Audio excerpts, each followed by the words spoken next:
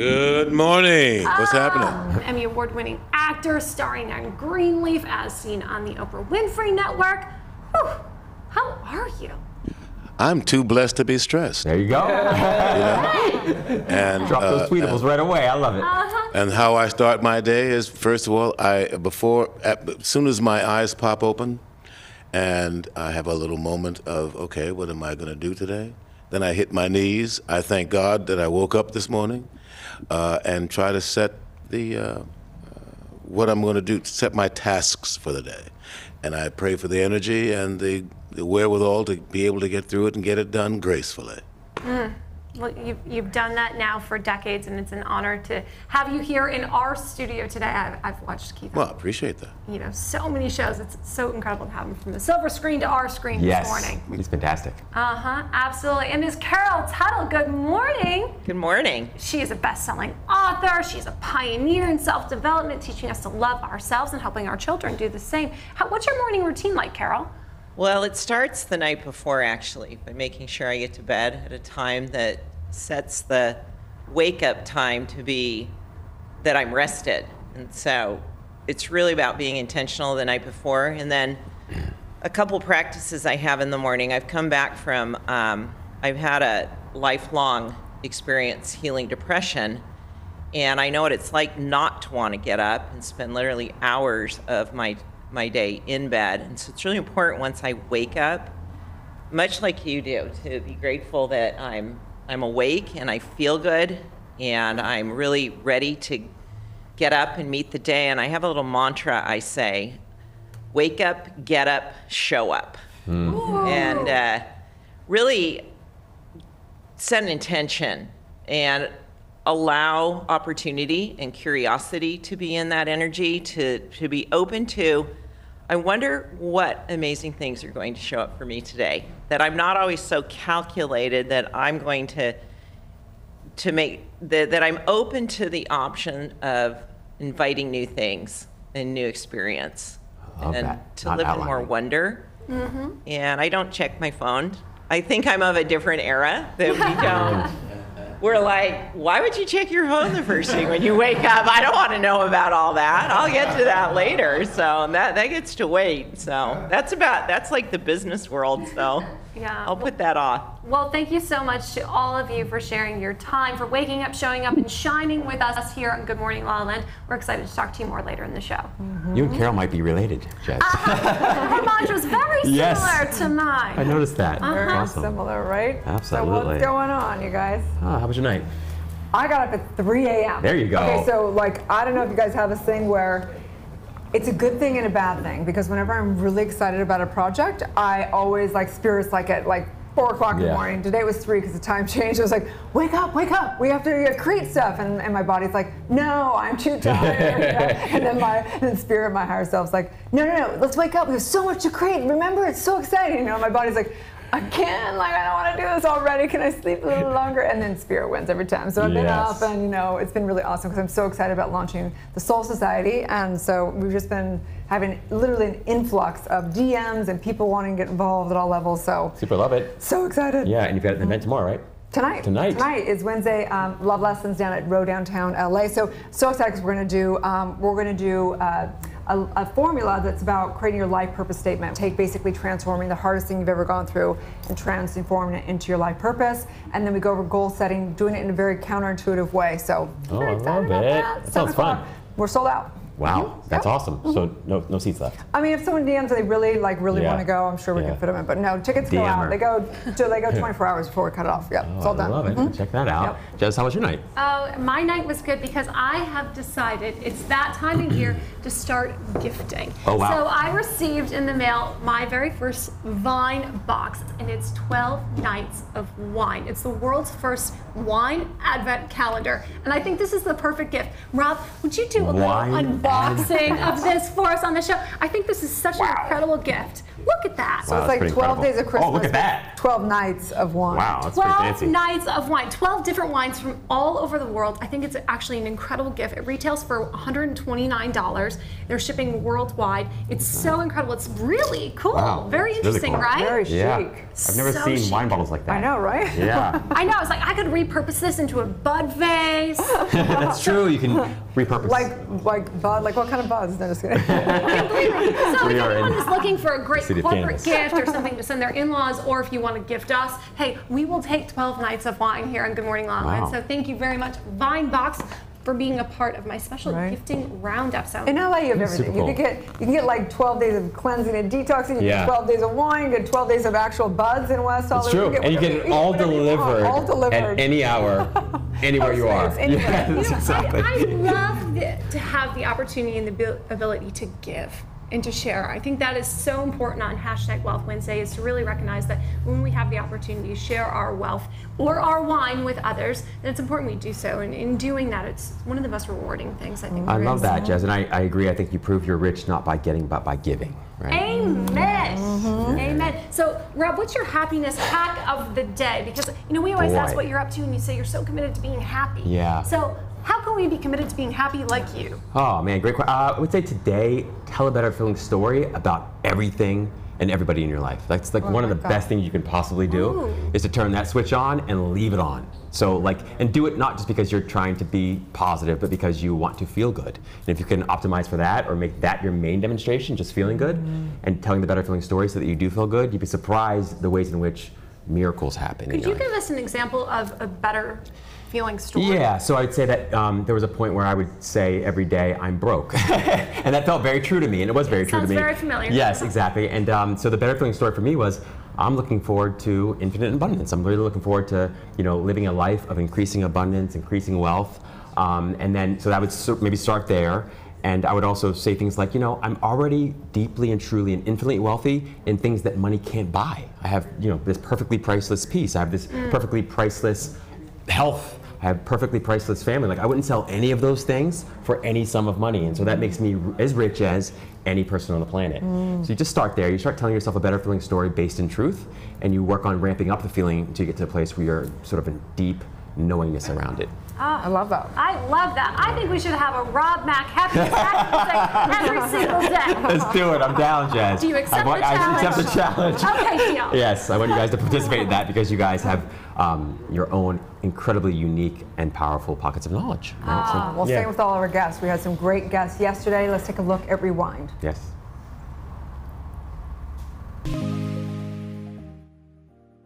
Well, I'm so happy to be here on Transformational Tuesday because our main motto, and I think what my purpose and passion, I heard you all talking about purpose and passion at the very beginning of the show.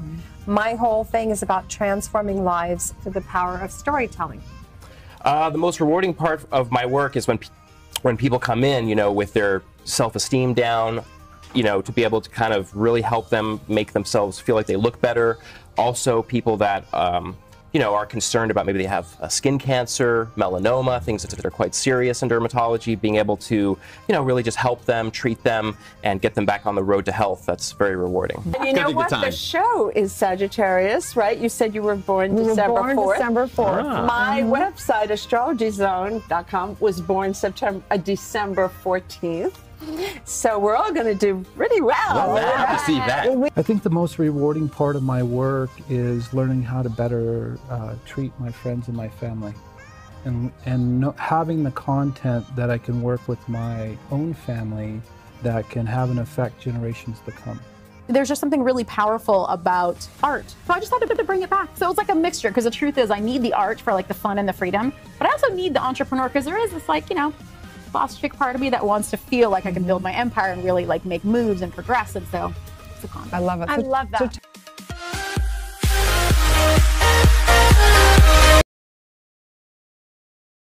So many great guests yesterday, and Susan Miller is Astrology Zone, and she was saying today, the 7th, which is today, that we click into, like, after we've been through the cycle for 12 years, and we're clicking into a new cycle that's for the next 13 months, and we're gonna have all this productivity and all this stuff. So I'm like, sign me up, Yeah, right? I love that. So speaking, right? Apparently, it's special thanks to Jupiter. Oh, is that what it is? Yeah, Jupiter's going around the sun or something like that. I can use any excuse to think optimistically, so I'm down. Right. Yes. I'll accept that. So speaking of Wealth Wednesday, I wanted to tune into articles all the time and hear referring. We love to talk about science and psychology and spirituality and all the above. There's an article on Entrepreneur that says 9 success habits of wealthy people that cost nothing. And so there's a list that we'll kind of just go through real quick. We talk about these all the time, like meditate, wake up early, networking, stay busy. I don't know about that one. What do you think about staying busy? I would say productive. I would change that word busy for productive. Totally Because agree. the ants are busy, but what are they busy about, right? Yeah, So the being idea busy is not necessarily productive. Which leads us to the next point, which is they know when to say no. And there's so much power in the ability to have a positive no and to recognize when you need to hold space in your life for something else, even if that's just relaxation and regrouping for yourself, so that you have the energy and the focus to apply it to what you need to do to stay on track. Absolutely. It's interesting because I struggle with that balance, not gonna lie. And they're talking about Elon Musk, how he works 80 to 100 hours a week. And I have weeks like that, I'm not gonna lie. And it's totally out of balance. Yeah. But my balance is like work a lot and then like take like chunks of time off. So it's different than just every day having to balance every day. It's a great point. I think pendulum is more, balance is more of a pendulum, right? So it swings from each side. Ideally, it would swing in less extreme ways over time. But it's okay. Yeah, I don't mean less extreme as far as you're concerned, but just in general, Well, it works that's okay for you. though. They also write to-do lists, and so they're very strategic about knowing when they can cross off those chores or those goals, which is really important. And they know how to manage their money, which is really key. And we talk a lot about that on #WealthWednesday, and really being partners with your finances rather than being ruled or serving them. It's such a good point. So last night I went to an event. I was invited by some clients. My friend Steve Smith's receiving the Entrepreneur of the Year award, right? So I went to a basketball game, USC versus Robert Morris. So all these Pittsburgh people came in. So fun. It was so fun, and it was so amazing because most all of these traits are these sort of, I guess they're tasks or whatever, they habits really. They, I would say all of them practice these, they exercise these. But it was so interesting to me because I was looking at these people and I realized that one of the other things that was incredibly true of them all is they were incredibly resilient, like mind-blowingly resilient. And I also noticed that with the same amount of time, energy, and effort, they had created something that other people couldn't even scratch the surface of, right? So there's more to it than just the action piece. And that's the next one that goes, they don't watch TV. Instead, they go to the game instead of watching it. But we appreciate that you're watching us right now and engaging in the conversation, because there's a time and a place for all of you. Except for Good Morning LaLa. All the cool people are watching Good Morning LaLa. This is positivity here. Right? And then what else? They have to-do lists, they set goals and visualize, and they manage their money. So I think it's so cool that a lot of spirituality is just coming into science and entrepreneurship and all that. We're preaching all over the place, Especially for the Doctor of Divinity. That's right. I like when you preach, Erin. So anyways, so great. Check it out. Entrepreneur, 9 habits of wealthy people that you can do for free. Love that, For free. We're so excited to have Brett Hobel in the house. As we mentioned earlier in the show, he's created a new concept, Women Warriors, as part of the Sweat with Soul series here at Focus TV. And we've got to look at some of the interviews he had with the women of KTLA. Stay tuned. We'll be back with more on Good Morning LaLaLand. I'm Casey Montoya, and I am a woman warrior. As a little girl, my joints got swollen. I was walking on crutches. Nobody really knew what was wrong with me. And when we finally figured out that I had juvenile rheumatoid arthritis, it was pretty hard to learn that I had an autoimmune disease because there's no cure. Back then, it was so expensive to get treatment. My family didn't have a lot of money. My joints would get swollen, and I would have to get them drained. Imagine sticking needles in your knees and draining all the fluid just so that you can move around. I've been picked on my entire life. And my mom always taught me what other people think about you is their problem, not yours. It was just something within that I've always wanted to do my best no matter what. And I think that came from having this disease and knowing that there was no cure. And so you take one weakness or sickness and you turn it into something positive, and you just learn, don't complain, just find a solution.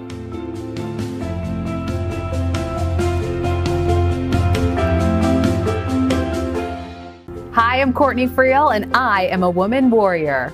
I don't really like feelings too much, and that's why I discovered alcohol and drugs, because I could just escape those feelings, and that made me feel better. It was right around the time when all the celebrities were dying, Heath Ledger, DJ, they were just mixing a bunch of different things. Ultimately, I was intervention with 7 people around my bed. I was sobbing in the green room closet in between shows recently because I was lonely. 4 years ago, I went through a divorce, and I had to see who I was as an adult outside of a relationship, and that's challenging. And so it's something I still struggle with. I have to keep going. I've got 2 little kids that I tell Cash and Cameron, and that is other people's problems with you are their problems. They're not your problems. I'm Megan Henderson, and I'm a woman warrior. My dad's cancer process was not very long, so I would fly back on weekends to be with him, and I would spend all day, morning to night, in the hospital with him. Seeing him that way, seeing him so vulnerable, seeing your dad that way, it was, you know, really hard and really shocking in some ways, but it was also sort of this quiet bonding moment that we had. He was able, kind of for the first time, to let me show my strength with him. It's been many, many, many years since he's passed, but of course, I mean, I think about him all the time, and especially in those big moments. It's like he never got to see the woman I became, and I think he would have been surprised in some ways at the woman I became. If I could say one more thing to my father, it would be, I think, the mantra that I try to say every day, which are those 2 words, thank you.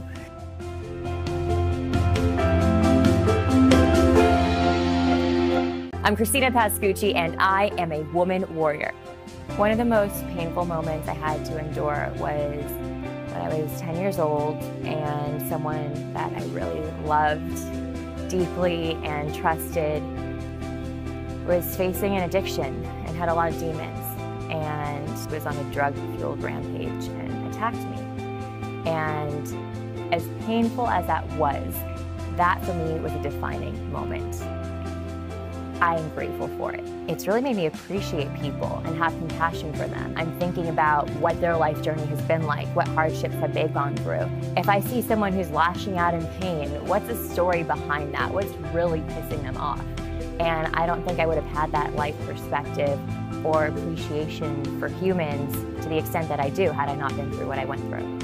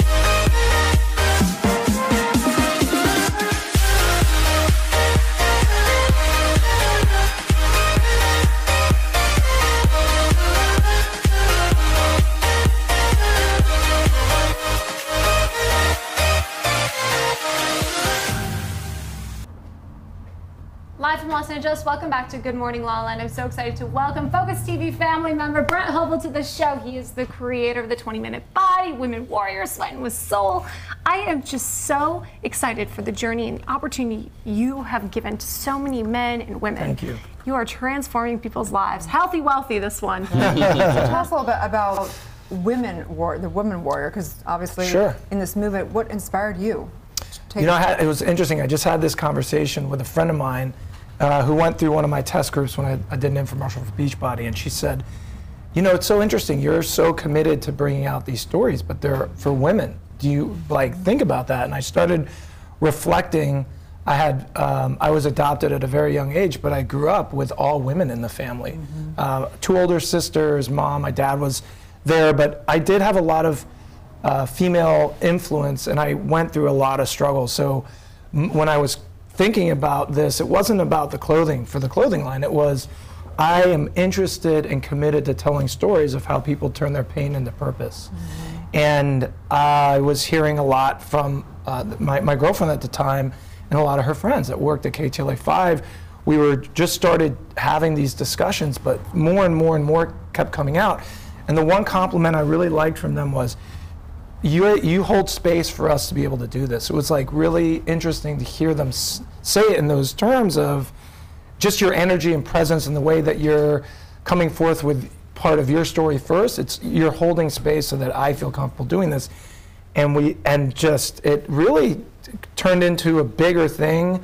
And now it's the campaign, the Woman Warrior campaign for Sweat Was now, but it is really, it's not about the clothing. It is about getting these stories of turning pain into purpose. And I think it's therapy for everybody, for the person telling it, for listening it. I learned a lot hearing it from, some of these incredible stories in women. What are some of those, some of the themes that you have sort of discovered in the process? What have you learned? Just that vulnerability is key. That's just sounds so easy, but it's not. It's like a lot of times you got to swallow your ego, you got to do a lot of things, swallow your pride, or whatever story you're wrapping around that, but it takes a level of emotional intelligence and commitment to become vulnerable and kind of speak your truth. And hashtag love, sweat, evolve, right? Yes, yes. And that it's interesting to see that's a reciprocal relationship. If you're holding space for someone to do that, it comes out, and vice versa. It's a really interesting relationship that I'm not really a behind the camera type of person, but it was a great experience learning that and just continually sharing myself. So what ended up happening, we were doing these in the beginning, and I wasn't mic'd. And they were like, dude, you should be mic'd. And that's when we actually approached you guys and we'd like to do this potentially as a show. I was not intending on being on the talking end, but it really worked out. Oh, it's perfect. Well, we love it. So tell us about the show. Tell us about the intention and what people can expect. Sure. Right now, the show is Sweat Was Soul, but we're focusing on woman warriors. We're taking notable women that I think a lot of people may judge a book by its cover and say, oh, they're successful, they're pretty, they're this, they're that. They couldn't have had a struggle. And then they're going to be like, holy cow, that is from people telling for the first time they had a miscarriage. People telling about childhood abuse, just stuff. But then when you hear the lessons that are coming out, and even if it's not this factual lesson that you yourself are going to implement on Monday, their vulnerability is so crystal clear. It's like, that's love, that's commitment, that is what I personally want to aspire to do as well in all my relationships. And it's self-love and self-commitment, yes. Right? And a deeper level of sort of unconditional confidence that comes from that. It really is, and I, as a coach, trainer, and someone who is 50 pounds overweight, went through a lot of this body dysmorphia and eating disorders as a kid, to tell a lot of my clients, particularly women, to look in the mirror and love yourself, that is not an easy thing to do. I've struggled with it still today because I went through this abusive relationship in my head about what I look like and a lot of things. So I understand how difficult that is, but in these interviews, it's not about this looking in and loving yourself because of your body. It's more of just to build that strength from the inside out. You got to start by looking in the mirror or thinking about things that happened and actually digging a little deeper. So one thing that I really love that Andy actually said in the interviews as I was doing these, he said, you really listen.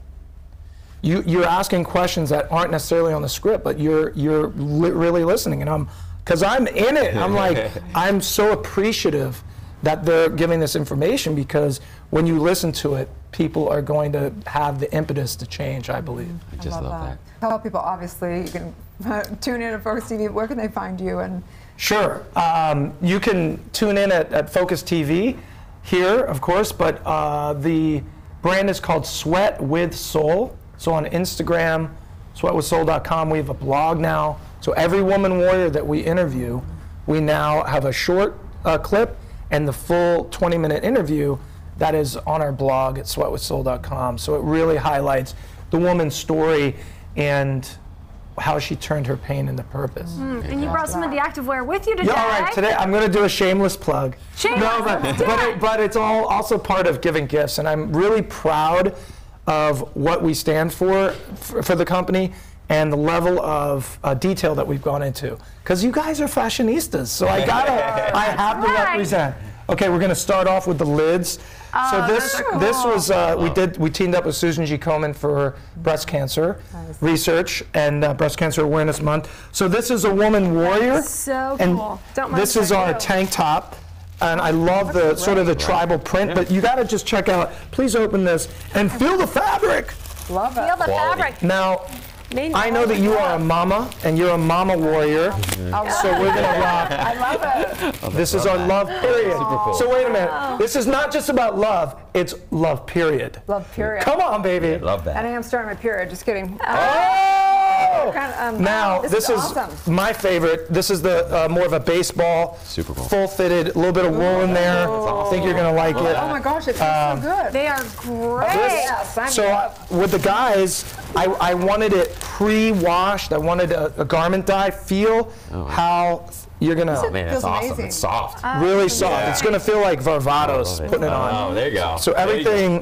That's how. That's what I felt. Sign me up. I remember Super cool. putting this on and being like, we do a garment dye and a bunch of process to it. That's a Sweat with Soul. Wow. V-neck, worn in. It's good stuff. Super cool, brother. I have to be on my game with these fashionistas, ladies and gentlemen. You are. Great job. Thank you. Really. Like the long sleeve, I love it. the gold, It's winter coming. and you got a nice Gonna little sweat it tank. out. Woman warrior. 'Cause I know right you- here. Ba-boom. Thank you. Thank you so much. So You're excited welcome. for the adventure. Stay All right. tuned. We'll be right back. These are great. The material. 1, 2, 3, 4, 5, 6, 7, 8, 9, 10. I'm Kimberly Chang, and I'm a woman warrior. And then another one, nonsense. I'm just kidding. You guys are all so newsy. I'm like, who was that? Was that Liberty? Do you want the definition of a woman warrior? Yeah, I'm gonna ask. Oh, I'm definitely. She's like, Okay. give me the question. So it could be resilience. I was just gonna say that. Okay, great. Done. Done. That's a great one. Woo! Love that. We're going to keep it real on Sweat with Soul. That's a wrap.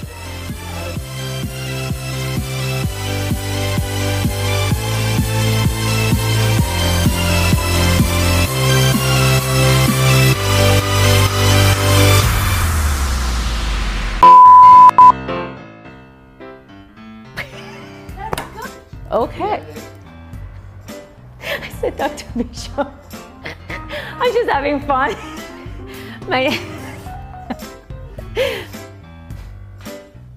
This is so hard. What else do I need to do? Oh. That's my life.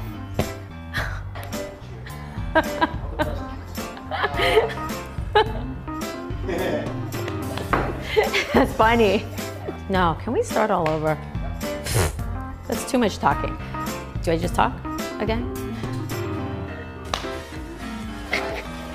That was so hard.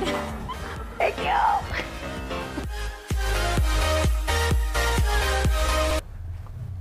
Keith David is in the house. We're so excited about the preacher right here. Silver Throat, you may have seen him on Emmy. He's obviously Emmy-winning actor extraordinaire. We're so excited to have you here today. Love your work. Excited to be here. Thank you. Good show. Yes, indeed. It's been an incredible opportunity for us to have you, aka Silver Throat, here with us today. We know that you have done just decades worth of some of the most iconic film and television. You always wanted to be an actor, right? I did. I always wanted to be an actor. And, you know, today I am living my dream, literally. I mean, I dreamt of being an actor my whole life. I'm doing it, you know, so when I think about it, at any time that I get ready, that my mind or my ego wants to tell me to complain about something, I kind of, you know, I'm a Gemini. So I'm a Gemini. My twin, I call him Duncan because he's yo-yo. So I say, shut up, you know, just be quiet, you know, because there's nothing really to complain about. I mean, you know, every moment of every day is not perfect. It doesn't go the way I want it to go, but there are too many times when it shouldn't go the way I want it to go. Because if it went the way I wanted to go, I'd find some fault in that. Absolutely. So, you know, I mean, you know, accepting life on life's terms, and I think the greatest lesson I've learned in this life is acceptance. It ain't always going to be like I like it. I don't have to like it.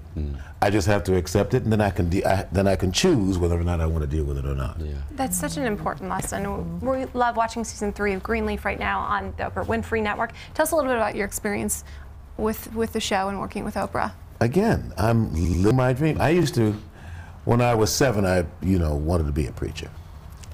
After 17, I really realized that I didn't think the wherewithal to be the kind of preacher that I wanted to be. I mean, I didn't want to be what my great grandmother used to call a jackleg, who talked the talk but didn't walk the walk. So I didn't want to be that guy. So I mean, acting is my ministry.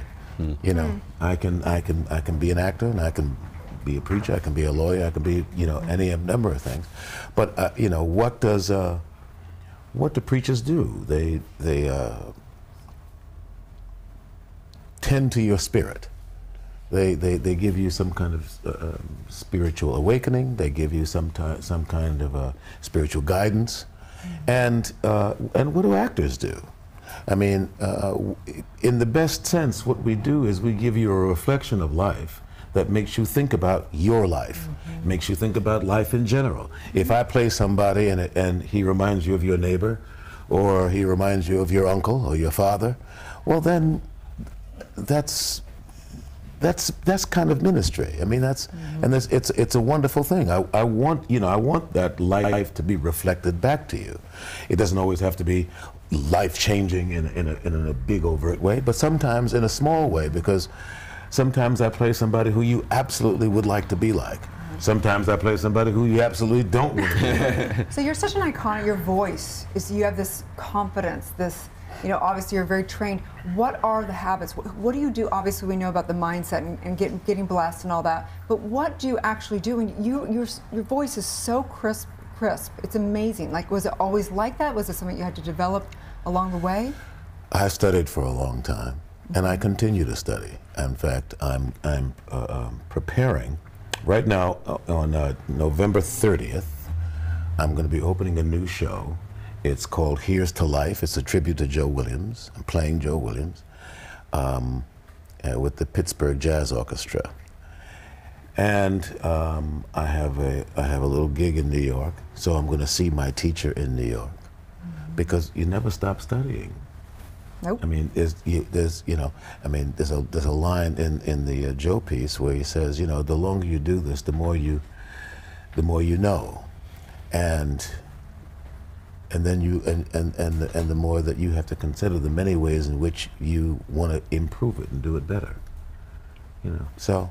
You gotta keep it going.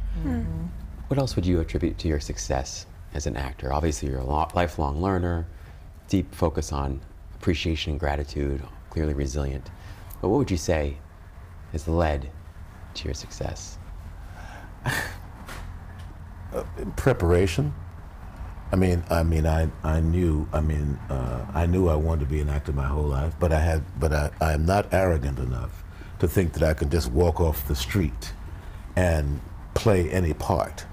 I mean, I think that's the biggest misnomer in my business is, because when you're doing it right, you make it look easy, so it looks like anybody can walk up and do it.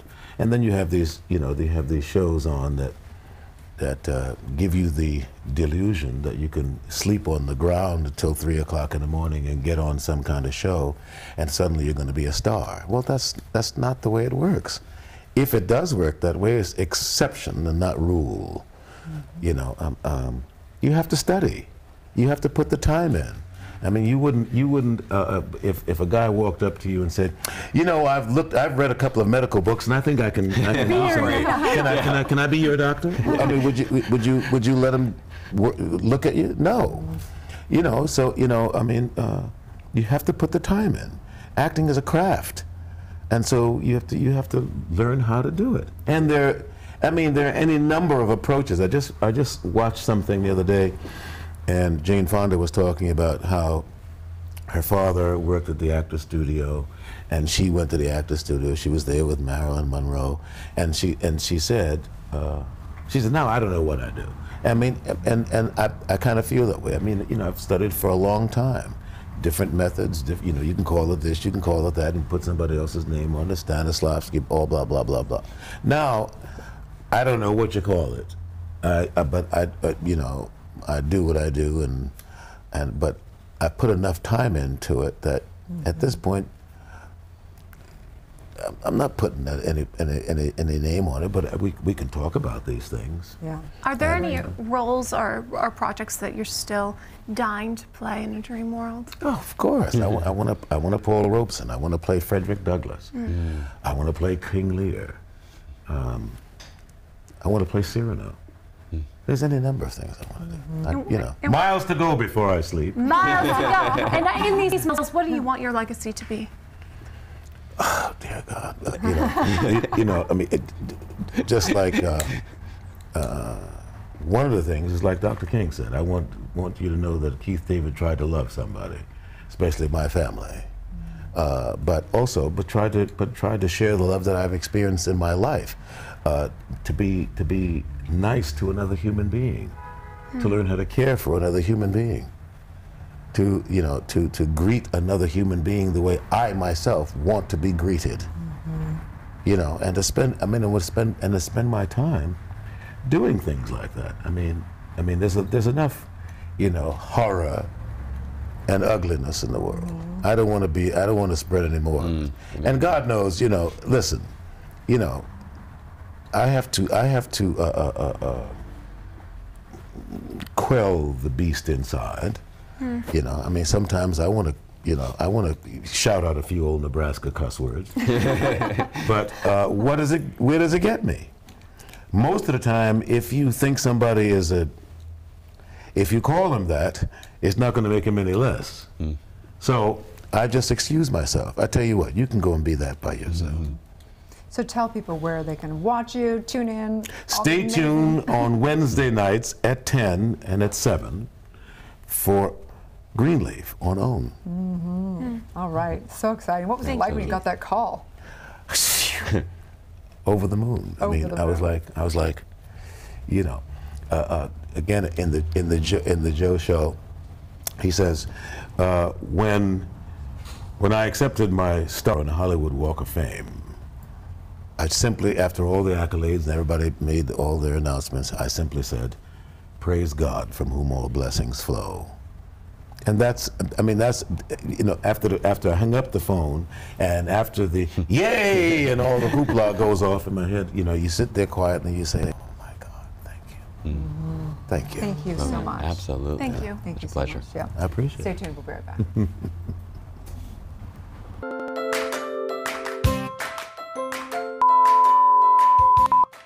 Hi world! Hi. We are behind the scenes here at the Focus TV network. This is my first time ever going live. Really? I've never gone live. Okay, good. So I'm glad. See, we're finally live. Yeah. This is good. Thank you, Erica. Yeah, girl. For making it happen. Also, follow at _Erica Delacour. Oh my God. I think I'm gonna cut it off. Yeah. No, hold on. No, just put it in the middle. Yeah! Dum dum dum dum dum. Are you asking what my nationality? Oh, I'm Mexican and Russian.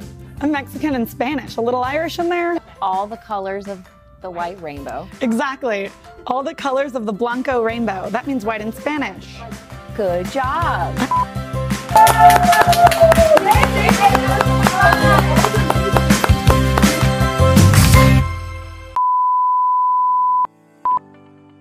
Hi, my name is Jessie Golden, and I am the creator of The Golden Secrets, a completely, no, hang on a second, sorry. Can we start over? And this is my secret to golden, no, sorry.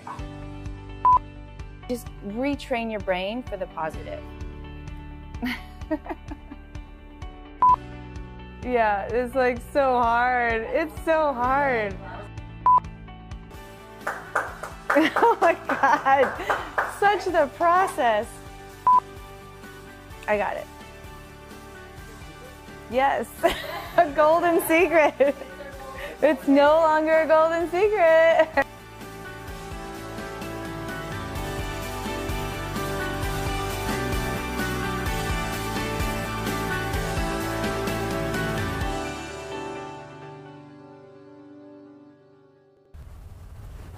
Welcome back to Good Morning La La Land. I'm so excited to welcome to LA Ariana and the Rose. Thank you so much for being with us. Thank you for having me. We are thrilled about your event, and I cannot wait. It's really, truly one of a kind. Thank you very much. Glitter, I'm there.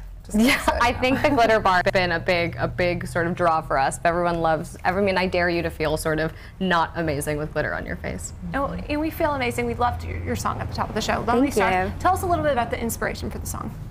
So Lonely Star is a song that I wrote that really I wanted to sort of capture a moment of inclusivity and writing something that feels uplifting. I, had been going into the studio and was writing at the time, and I just, every time I walked into the studio, there was something going on in the world that was so sort of, regardless of whatever was happening in my personal life, it wasn't about that. It was about what was sort of happening in the mood of everybody's day.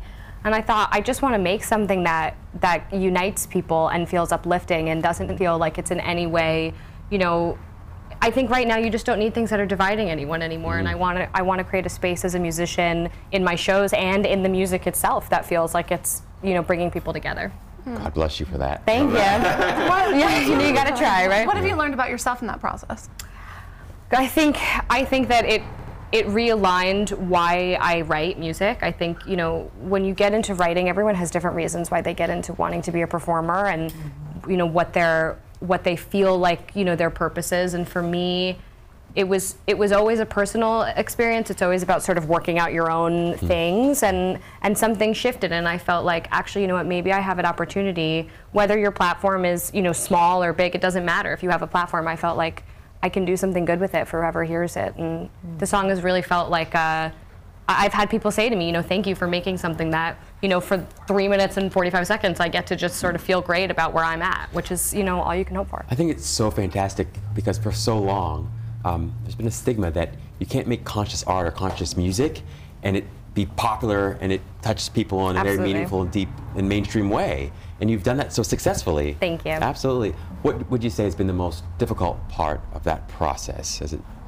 I think actually doing a show like Light and Space, what we're doing on Thursday, really showed me that there's a space for that and that people really want that. And in the process, you have to find how you can do that in a way that doesn't feel preachy or trite, or that you're in any way that I think audiences are so smart, and they want things, music, movies, entertainment that gives them a space to sort of decide for themselves about how they feel about things. And that was a huge learning curve that I felt like, okay, well then how do I write that? Because I love pop music. I love music that makes you want to dance, and people always say, how do you describe it? And I'm like, well, I sort of imagine everyone sort of on a dance floor dancing and crying, but feeling really great, sort of like how amazing you feel, you know what I mean? It's just like catharsis. Exactly. Perfect, yes. So really.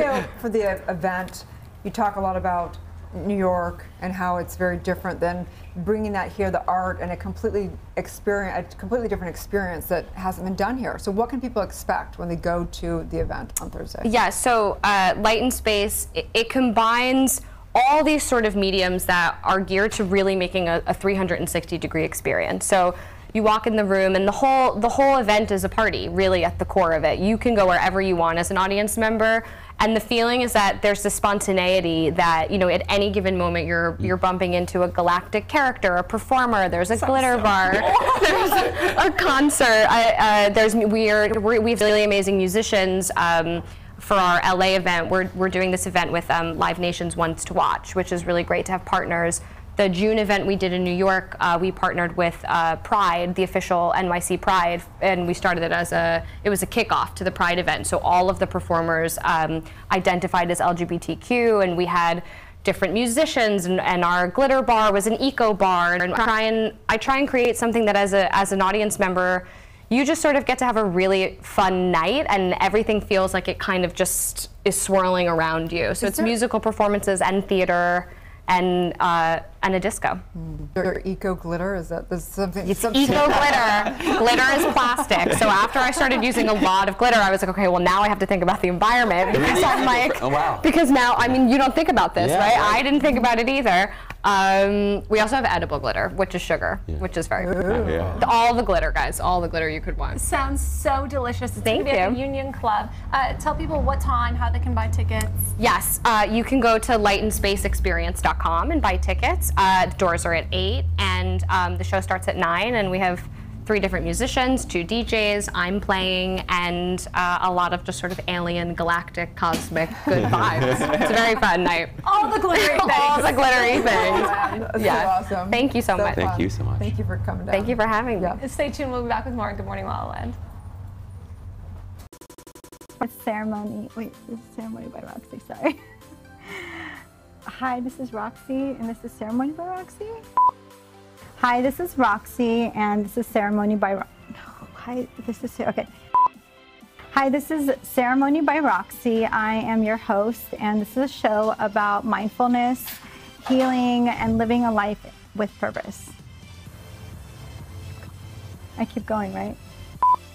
Looking forward to watching the rest of your journey and having your beautiful wife on next. I should recut that one. Hold on. Yeah. Look, you just made your first TV show. I can't wait to see the bloopers. Oh, there's plenty of that.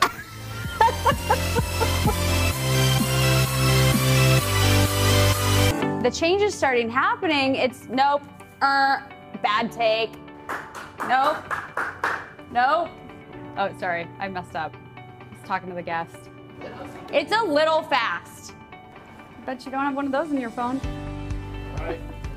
Nope. Andy's like, damn it, I'm doing things over here. Usually I'm a one-hit wonder with my videos, but right now, how many takes are we on, Andy? Woo! Okay. I think it's maybe take 12. Nope. Messed up one word at the end. It's gonna drive me insane. Listen, I've never done so many takes in my life on one video. That was a good one. Good? You like that one? Are we gonna do a blooper reel? Andy's like, you're already on all of them.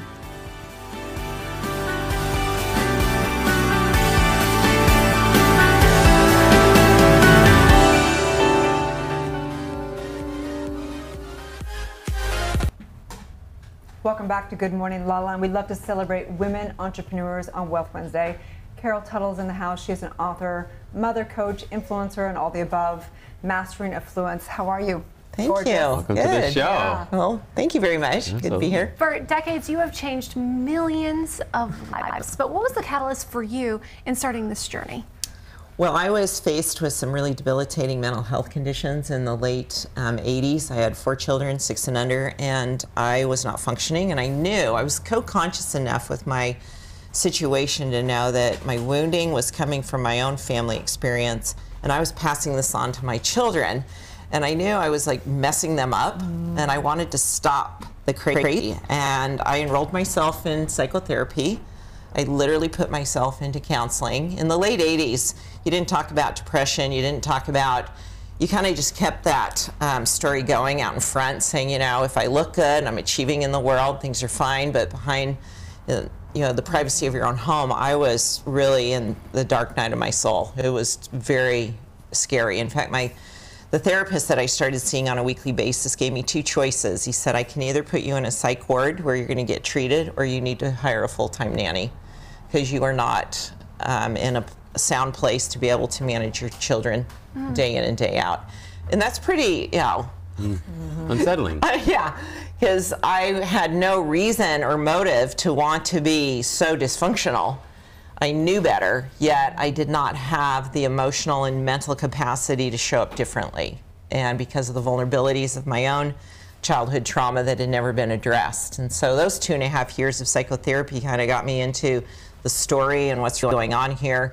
And I wasn't going to settle for coping mechanisms. And I wasn't really oriented to medication for the rest of my life. And so I got into the alternative path very early, in the early 90s. I became a Reiki master in 1991. Wow. And started to pursue natural healing methods and applying them to myself. Really going that path of saying, I'm going to get well, and I'm going to find the resources, and I'm going to do whatever it takes because my children deserve better. My marriage barely made it through this particular cycle, and I wasn't willing to settle and compromise. And so my determination has always been a great attribute to overcome. What I came to learn over the years was very much generational in my family. And there's a lot of that going on, a lot of compromise in people's lives that we just learn to live with a certain amount of pain, just disorder in our lives, compromise in relationships where we say, well, it could be worse, or it could look like this. And so I'm really committed to really looking at where we compromise and choosing really the skill sets to do that. And it is a skill set. But it's so inspiring that you get so vulnerable and get so real and raw about your story. So few people do that. People talk about getting vulnerable all the time, but I think that's why I have such a large following online, because I am willing to be honest. What's there to hide? I know they keep their vulnerable stories like, well, I'll tell them that, but I won't really tell them that. Yeah, well, I know what it is to suffer on so many levels and yet still live that modern American life. That's the variable. There's the obvious suffering where you just are in the very lower economic experience of life. But for those of us that live in the sort of upper middle America, we look like everything's fine, and we really have that cultural, I think, overlay to say, I just have to keep looking good. And my purse is filled with pills. And I'm one of those people that's very honest. When you meet, on the streets, when the same women you meet online. And I do think that's been a great attribute for especially my age group. I'm also very active in defying and saying I'm not going to take on the ageism culture. I'm 61 in December, and I'm really committed to just, no matter your age, you have a choice, and don't let the collective kind of stereotype determine for you. And I have a lot of young mothers that follow me because I have another book that's very popular in the parenting genre called The Child Whisperer. And these young mothers who were 35, 36 are pitted against this social media experience that the comparative factor is over the charts. I was talking to one of them the other day. I met them just in public, and I said, man, raising kids nowadays comparatively to my day, so different. I said, don't worry about what color your pantry is. And whatever you see on Pinterest. Be concerned about how your children feel. Yeah. Hashtag ageism, I think, is going to be a huge movement that really is. We have 50% of Americans are over 50, and we have a lot of people are going to be going into retirement with zero funds. So it's really important. Your work is very, very important. And so tell the audience out there, by the way, I love the name of your company, Live Your Truth. It's been my motto and my mantra for years. So we're soul sisters. Tell people out there what they can do. What are the first steps if they're really struggling, whether it be mentally, financially, whatever? What are the first steps? Since it's Wealth Wednesday, I've done very well in my own life. The snippet of my story is in 1994. My husband and I were in pure debt, $45,000 in credit card debt, which would be equivalent to about $120,000 nowadays, no income. We were both unemployed, and we were now about 7-8 months into that. And I know that experience of being faced every day with financial crises, and everything else kind of falls to the wayside when you have that as your number one issue. You are dealing with that every day in your face to go, I don't have money, and I have to have money in my world.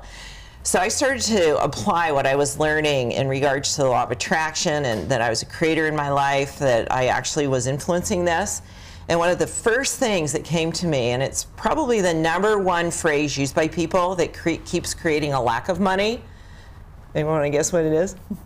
I can't afford it. The thought that you immediately come to when something's desirable to you, you're drawn to it, it's something you want, whether it's an experience, a service, a purchase, immediately the mind goes, well, I don't have the money. And we close the energy. The energy shuts down. Versus the belief that I invite people to put in place of that is I can afford to believe in it. I can afford to believe this can be mine. And the energy goes like this. So just replace that one thought, that one. Parents say it to their kids all the time because it's a way to like disengage them from what they want. Well, we can't afford that, so we're not going to buy it. When that's really not accurate, and nor is it the first consideration. If something's correct for you and wants to manifest and present itself, you'll be given what you need. Your resources will, but if your energy keeps shutting down. So my husband and I realized this very early on in 1994. We have to stop saying that. And I'm really good at sort of personal vows. I stopped saying it. From that moment, I had that epiphany. I have not said it as a, because I recognize what it did energetically. I mean, just for the viewers to go, try those two phrases. I can't afford it, and you'll feel kind of a collapse, versus I can afford to believe in it. Suddenly things lift. It's everything. Yeah. The cognitive it's reframing so is simple. everything. Absolutely. But it has a profound effect on what can happen for you with money. So how can people work with you? Do you work one-on-one? Do you have groups? Well, it's all online. I am the online healer. Yes, love that. CarolTuttle.com. I right now have close to 1,000 clients that work with a website I launched this year called the Carol Tuttle Healing Center. My book is a companion to the website. And I've been very fortunate to understand how to take what I do, and the virtual Carol is very busy, let's just say that. Good to be Virtual Carol coaching is a very busy woman. Well, thank you for sharing your time and insight with us, and you too can afford to believe in it. Stay tuned, we'll be back with more on Good Morning La La Land. It's Erica Dela Cruz, television personality, best-selling author, and founder of Passion to Paycheck, and this is my life. I grew up in a really small town called Los Banos, California, then San Diego State for college. So I started working inside of fashion and television and made my leap to Los Angeles. From there, I wrote a best-selling book called Passionistas, Tips, Tales, and Tweetables from Women Pursuing Their Dreams. Also met the love of my life, who proposed publicly. ABC, The Knot, and Pop Sugar picked it up. Thank you, baby. That all led to the conference Passion to Paycheck, which is now a talk show here on the Focus TV network. My purpose here with Passion to Paycheck is to bring transparent, vulnerable conversation not only to your TV screens and your digital platforms, but to society as a whole. And this is my life.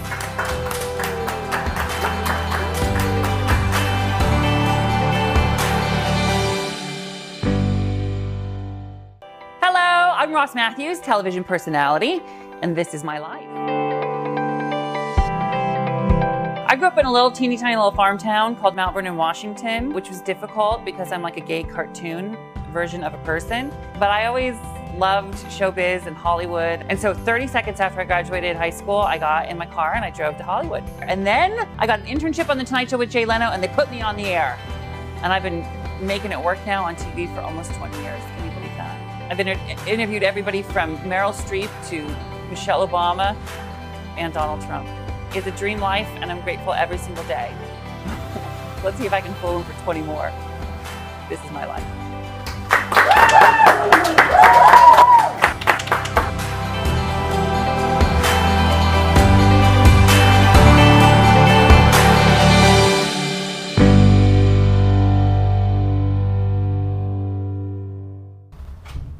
Live from Los Angeles, welcome back to Good Morning La La Land. I'm so excited to welcome electric pop duo Fabrique. We are premiering the second video, right? Serotonin Yes. here on the show. Yes. I'm so excited. What an honor. Thank you guys very much for being here and sharing you your so much for time having and your us. art For having with us, us. So tell us a little bit about you. You're LA natives. What's your style? Oh man, I mean, I think one thing that Cooper and I kind of got along about is actually we met when we were studying music together. So I think that kind of gives us a unique take on why we do pop music, because I think generally a lot of people think, you know, when you go for a formal education in music, like it's not necessarily to do, you know, contemporary music. And so that's kind of like a new wave that we're really appreciative of, and we love the fact that we kind of get to merge that kind of, you know, I don't know if you'd call it like just the education of music, but you know, being able to study together and just pull from a bunch of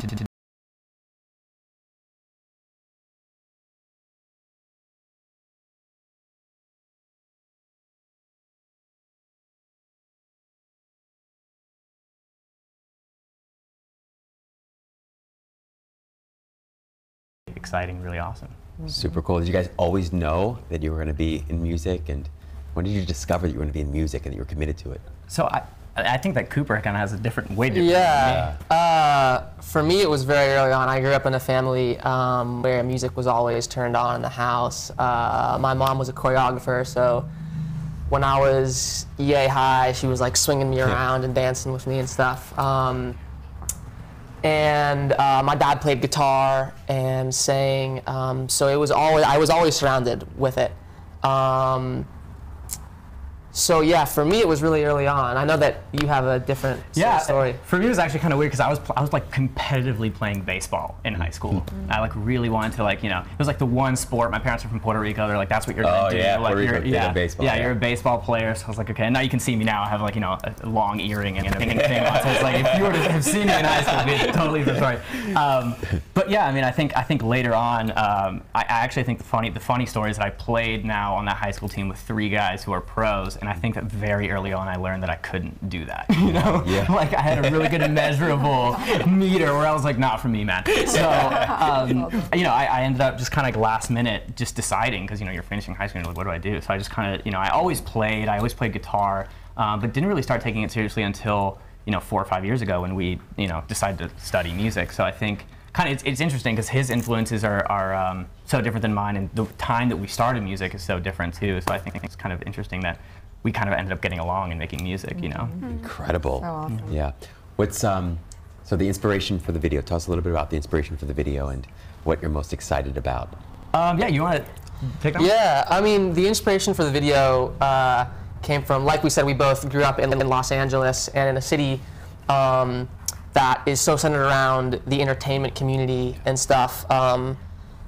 There's really so many people who are constantly checking their phones and sort of hooked on these little things that kind of give them little hits of something called serotonin. And serotonin is actually like the happy chemical, so it's released in your brain when you feel a certain jolt of something good, right? And that's it's kind of really what we're hooked on now, right? Yeah. The natural high. Yeah, exactly. And so, and just to kind of go off that, it's really just, we're so used to just having this spurt of serotonin or like a, you know, something that's really quick.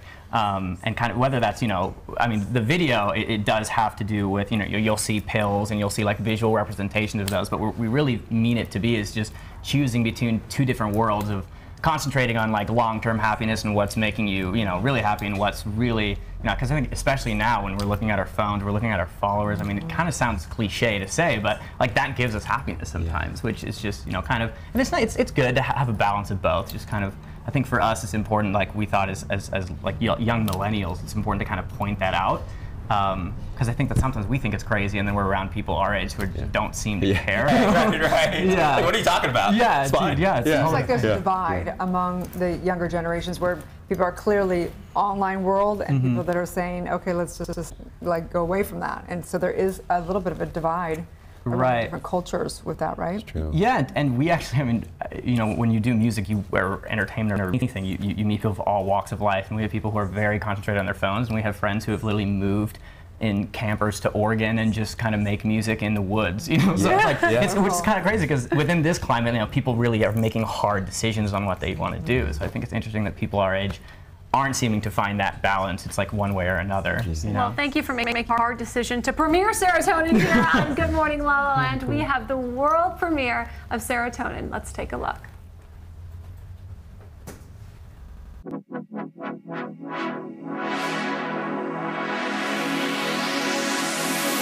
Baby, don't you live on top of 50 stories, trying to take the top off of your glory. With the button in the back, you're trying to detach, let it go.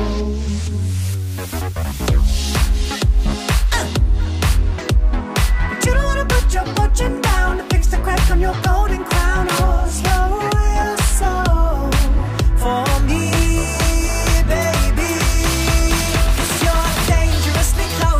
Serotonin overdose, and then you're breaking the smile that you usually do when you're about to be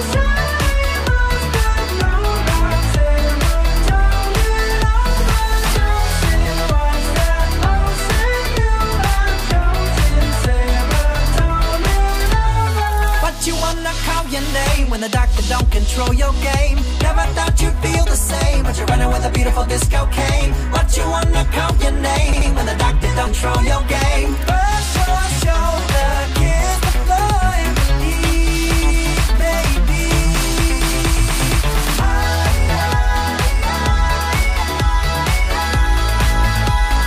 You don't wanna put your fortune down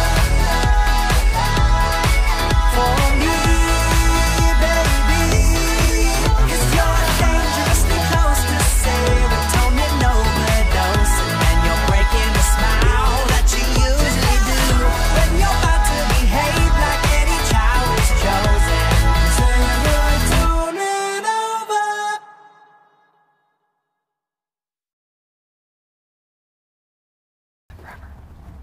Yes, wow, love that. Really great job with the video. So rad, you guys. Of course, I love the theme because it's really, for me, it's all about not outsourcing your happiness, you know. Absolutely. And here on Wealth Wednesday, you know, we talk a lot about abundance, and for me, it's all about inner abundance, and I have a belief that that leads to outer abundance in all kinds of ways. And so I guess the question of the day for each of you is, you know, what one tip you have for people for them to experience sort of greater inner or outer abundance, either one, but the one thing that's worked for you in your own lives that's led to greater abundance. Let me start here. Man, that's a great question. And I always believe that your abundance, your wealth, your strength comes from your struggle. So I always actually look toward those difficult times. And this will sound cliche coming from a fitness person, but if you want to find a place in your life that you can find struggle on a daily part, it's your fitness.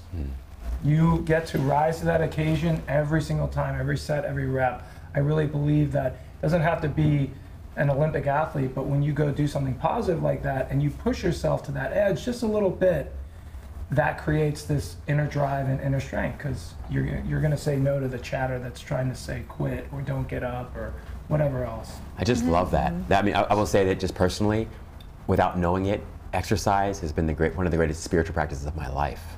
I didn't even know that it was until later in my life. I was like, oh, that's right. I was meditating then, and I was visualizing then, and didn't realize the value of that. So I appreciate you sharing that. Really fantastic.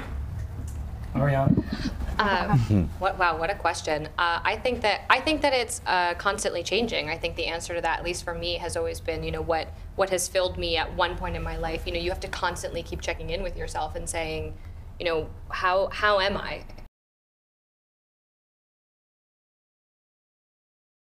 You feel safe to invest in yourself, to close down, to not feel like you have to be constantly looking outward, constantly comparing yourself. I think in this culture, I think you mentioned that earlier, I think it's a big comparison culture, and for me, I've always found what I need to do and found strength for what I'm doing when I take a minute and I say, you know what, I'm gonna actually give my own voice. That's been a skill to learn, and I'm not always so good at it, and I think that that's a huge thing. We don't always let ourselves speak, and I think that that's an ever changing and important thing to keep checking in with. That's fantastic. One of my favorite quotes is, "Go within, and you'll never go without." Love that. What about you guys? Yeah, I totally agree with that, and I think just to kind of add on to that, we had a mentor who told us something that I've kind of always stuck with, which is momentum doesn't necessarily equal progress. And this is kind of going back to the pendulum of life comment that you were making earlier, which is just like you hope that the swing isn't always catered to one side or another. And I think that just kind of everybody feels busy, and no matter how much you compare your hours to somebody else, like it's about how you feel about it, and just being consistently busy over and over again. And I think that like for Cooper and I, we feel like because you're younger, you have too much time, you're too young, you can't afford to take any time off. And I think that just kind of looking and saying, like, if you're really working at something and you feel like you're getting progression from that, then that's worth it. But just kind of taking a step back, being mindful, and being like, this is just a lot of work, and just taking the time when you need it, I think is important. Nice. It's so true. I love that. For me, I think it's about just connections to people, and finding the people that you really love, and then being able to really accept the love from them. Not just say, oh sweet, this is my friend, or this is whatever, but really take the seconds to appreciate the people that you have around you. Whether it's these people who are sitting on the couch, just doing something cool on a Wednesday, or it's someone you've had a friendship with for 30 years.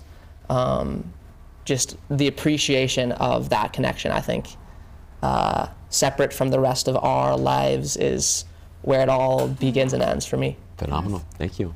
Carol? About 10 years ago, I spent 21 days in a silent retreat in a very remote part of southern India. And I write about this in my book, so you don't have to go to southern India and not talk for 21 days. And in Mastering Affluence, I share the 10 things I learned. And one of the biggest things I learned was that you're with your thinking mind every day, every moment you're awake, and to train your thoughts. That your thinking mind is a tool, train it that it will do what you want it to do, not be subject to whatever it does. Huge. Learning to think what you want to think. It's everything. Everything. Thank you for sharing your time and your light with us. We are Good Morning LaLaLand, America's first live streaming daily talk show, coming to you live Monday through Friday at 9 a.m. And you can listen to all your favorite interviews, also available as a podcast on iTunes. That's right. We're waking up the world together. Have a beautiful day. Please like, share, comment, and subscribe, and check out all these great folks. Have a great day. Absolutely. It's going to be a Good Morning LaLaLand.